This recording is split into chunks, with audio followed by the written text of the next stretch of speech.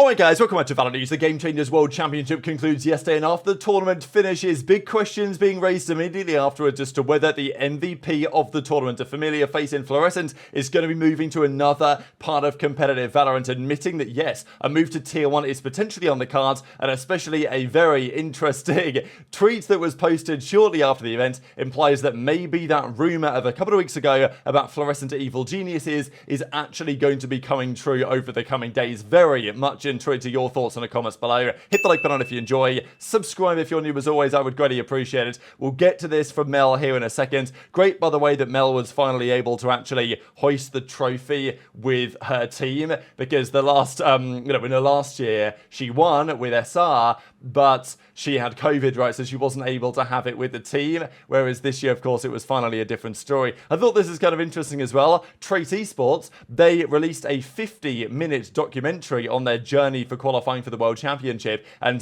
there were moments here back in Stage 1 where their coach was absolutely furious with the team. And this is always a bit of a debate, isn't it? When you got coaches yelling at the team as to whether, is it toxic? Is it fair? Look, at the end of the day, the team made progress over the course of the season. So maybe the methods were fair and justified. It is interesting, though, whenever you see stuff like this, because some fans have different reactions to other fans, and they say, oh, well, this is unreasonable. But sometimes it's like this in sports behind the scenes, and some players this type of treatment works for, some players it doesn't. You've just got to be intelligent as a coach on what you deliver in certain circumstances. But look, we're just going to dive right in, I think, to the Game Changers World Championship. We'll certainly see this tweet here from Tarek that I'm just about to mention in a couple of minutes time that we'll look for. But SR, they played MIBR in the grand finals of yesterday's tournament, and it was, there was some hope that MIBR were going to be able to be somewhat competitive for the actual tournament series. We know that the Brazilian teams had made a bit of a run,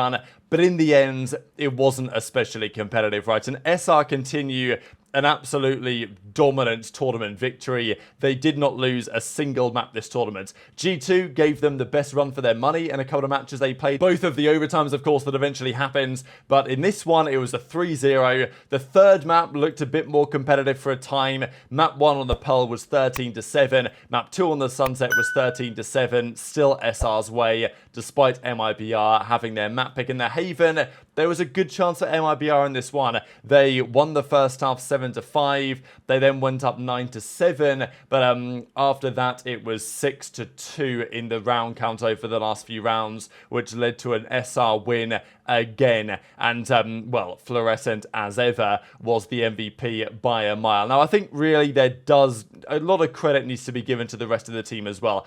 Yes, Florescent had an absurd tournament, like a 1.7 or something KD this tournament for Floor, absolutely outrageous.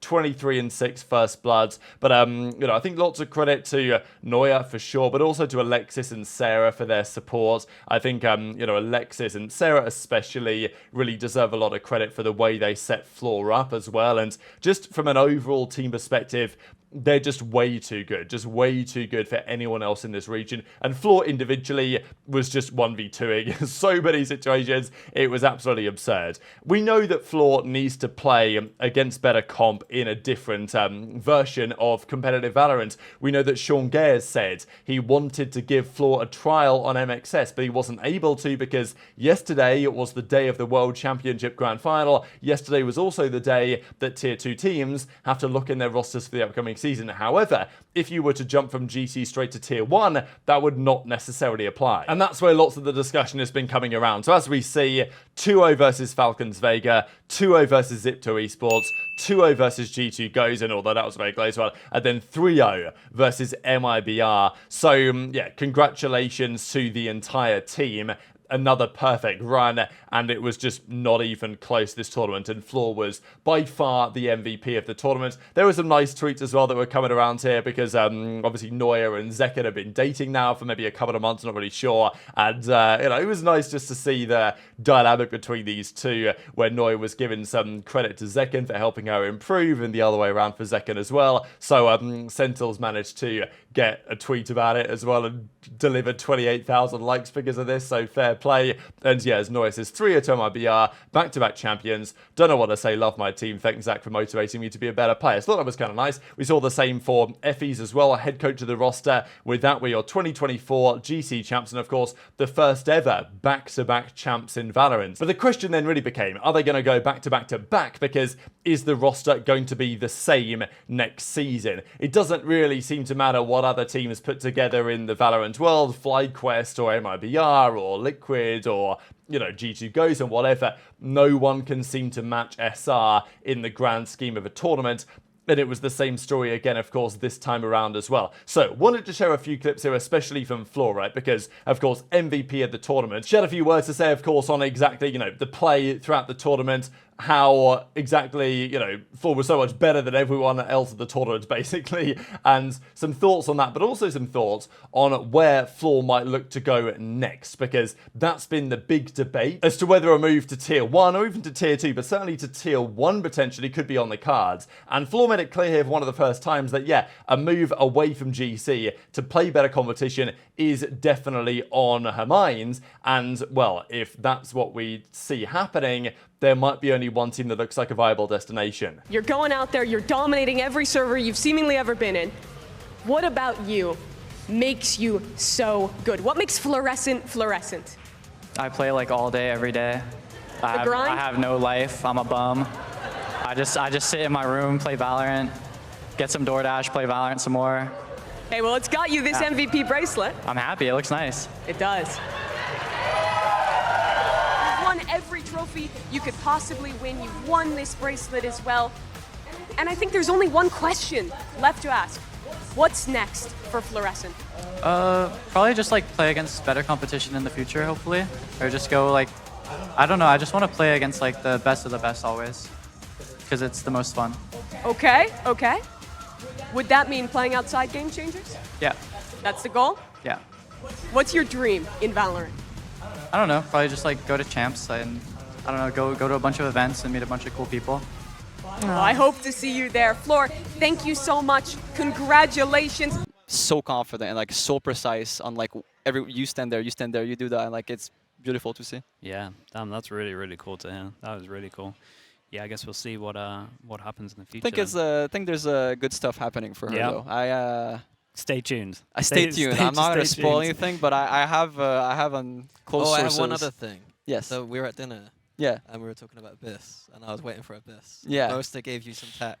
I mean, did you try it? Yeah, I got it. What did you think? So this is then when we saw further reaction to this. So Tarek comes out and says this, Florescent should be playing in Tier 1, I don't care. Floor was in the replies. Marv was in the replies as well. How about me, bro? And yeah, this is the question. So obviously, Floor is like, what do you love most about competing? Obviously, winning. And the question is whether Mel and Floor are actually going to remain as a duo for next season, or whether that's going to be a very different story indeed, especially when this tweet then hit the timeline. So on the right-hand side, we have Potter, of course, who is the head coach for the Evil Geniuses Valorant roster.